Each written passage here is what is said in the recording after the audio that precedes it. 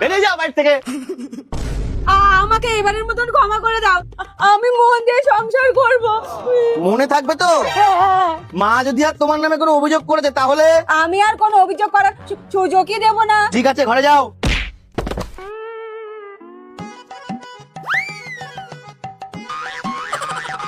আশা, আশা বলছি, এই কালকের থেকে তোর বউ মুখটা ভাতের হাঁড়ির মতন করে রেখেছে।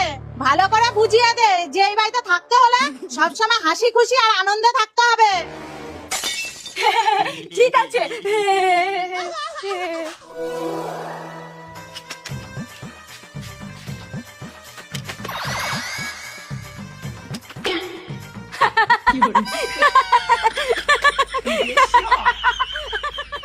और अभी तो रुको, क्लाइमैक्स अभी बाकी है।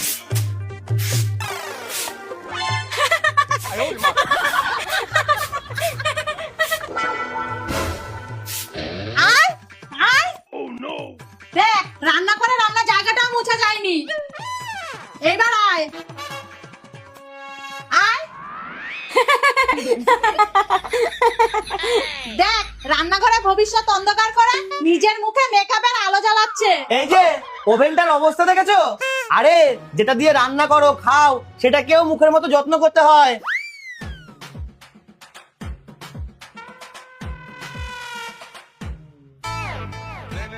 नहीं, यहाँ कुछ तो गड़बड़ है।